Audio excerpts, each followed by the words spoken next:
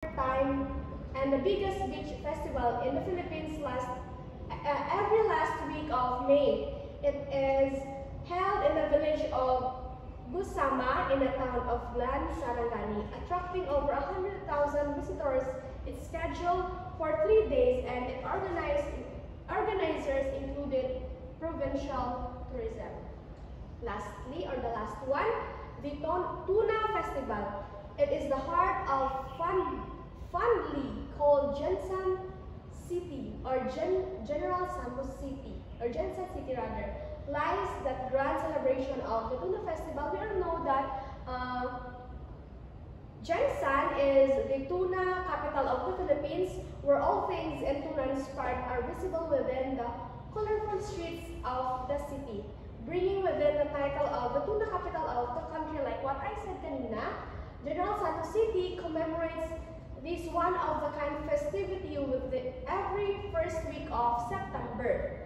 So here, there is a plentiful bounty of yellowfin tuna abounding with each rich water. It is well organized to be a leading producers of the tuna industry, not only here in the Philippines, but also globally. Next is the cultural practices. First is the Islamic tradition, observance like the Ramadan, Eid al-Fitr, Eid al-Adha, that is widely practiced in Muslim majority areas. Christian celebration, a Catholic and a Protestant community celebrate Fiestas, Halloween, and even Christmas. And also we have masses and community feasts. The Blaan and the Manubo rituals. These indigenous groups perform rituals for healing, for harvest, for spiritual guidance, and often accompanied by chants, dances, and offerings. Next is the Kulintang ensemble, a traditional musical form using gongs and drums, common among Muslim communities like the Maguindanaon and the Maranao. Last one, the Sagayan dance, a warrior dance performed by the Maguindanaon or the Maranao, often during festival and rituals to ward off evil spirit. Next is the historical landmarks and the Soxurgeon. First is the Fort Piquet.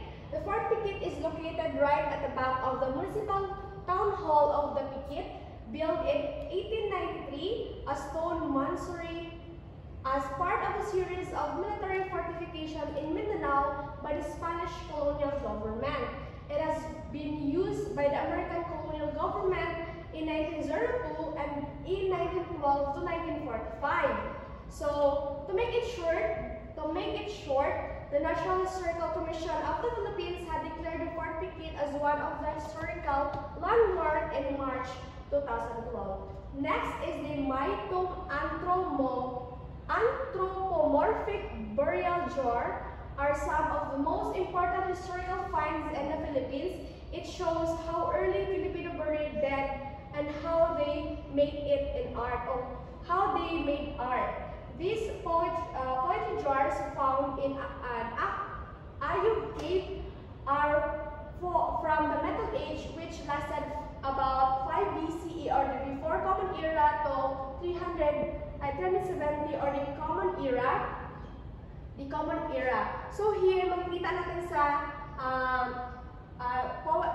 pottery jars, some of them have detailed arms, breasts, genitalia, and even facial expression. So next is the 7 Martyrs Shrine was located at the Coronel Central Elementary School. So to make it short, the 17 Martyrs Shrine, it symbolized the courage of Filipinos, especially the residents of the Coronadal, in fighting the rights that we all deserve.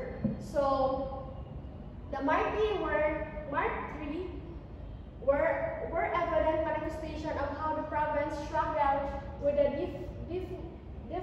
with the violent governance of the Japanese. So last one is the Monument of Sultan Kudarat.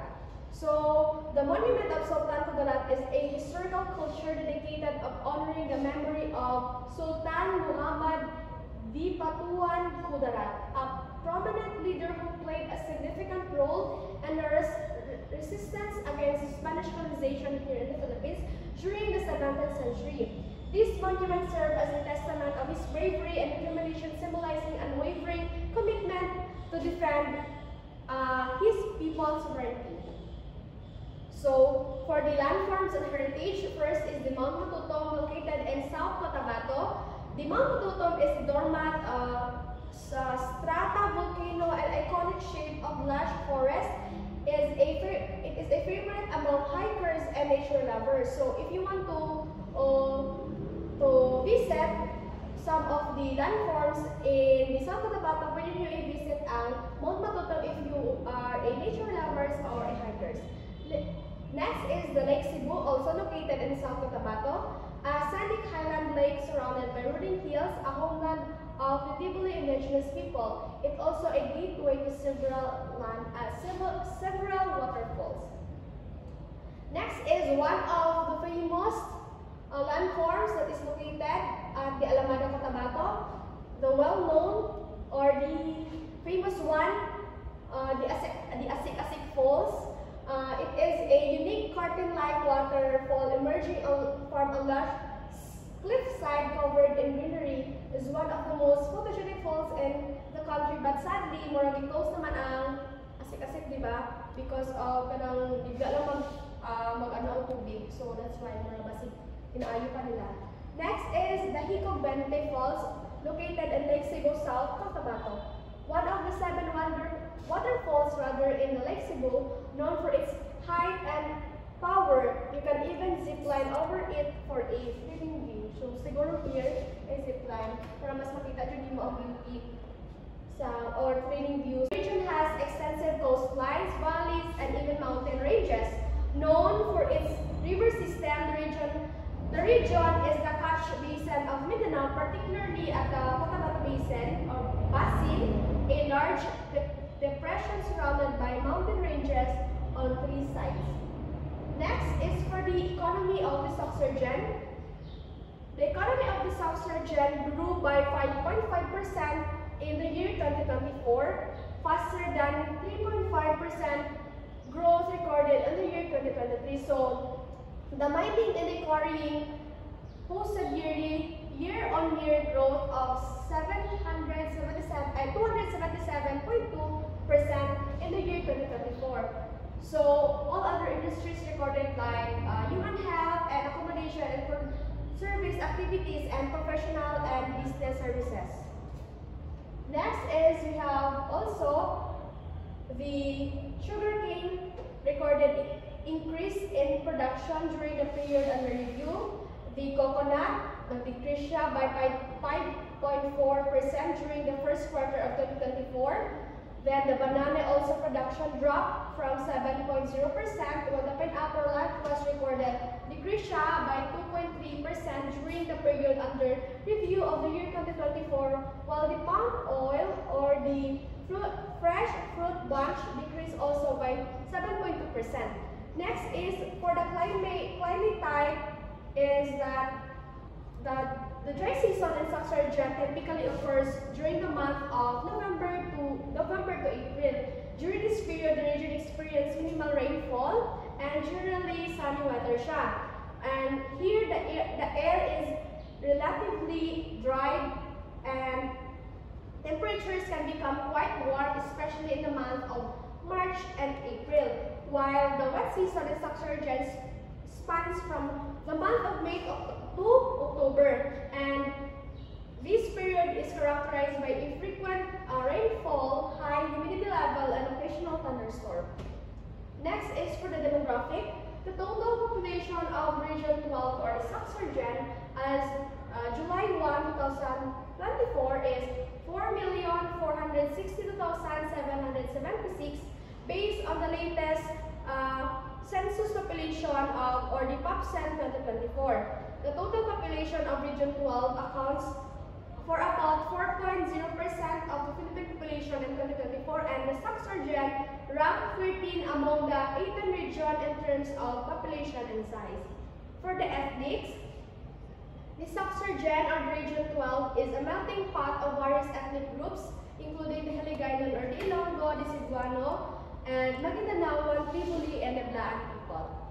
So, here are the major languages here in the Sorsogon, or Region 12, the Hiligaynon, the Cebuano, Tagalog, and the Maguindanao. For the famous personalities, no other than our greatest professional boxer of all times, no other than Manny Pacquiao or Emmanuel Dapitan Pacquiao Sr., born December 17, 1978. 1978 is a Filipino politician and a former professional boxer nicknamed Pacman. He is regarded as one of the greatest professional boxers of all times. He was been serving as a senator here in the Philippines since 2016. Next is our third runner-up in Miss Universe, no other than Miss Shamsi Subsupli, is a Filipino architect, beauty pageant, and a title holder, and a pageant director. She was crowned as the Binibining Pilipinas Universe 2011, nearby presenting her country, the Philippines, in the 60th Miss Universe pageant in Sao Paulo, Brazil, where she took place as third runner-up. Lastly, Mr. Perfecto Rivas Rasay Jr., born January 27, 1947, and died June 12, 2020. He was the former Philippine government official who served as Secretary of the Foreign Affairs in the Philippines under the Duterte administration. So that's all, and I hope meron kayong natutunan sa aking report.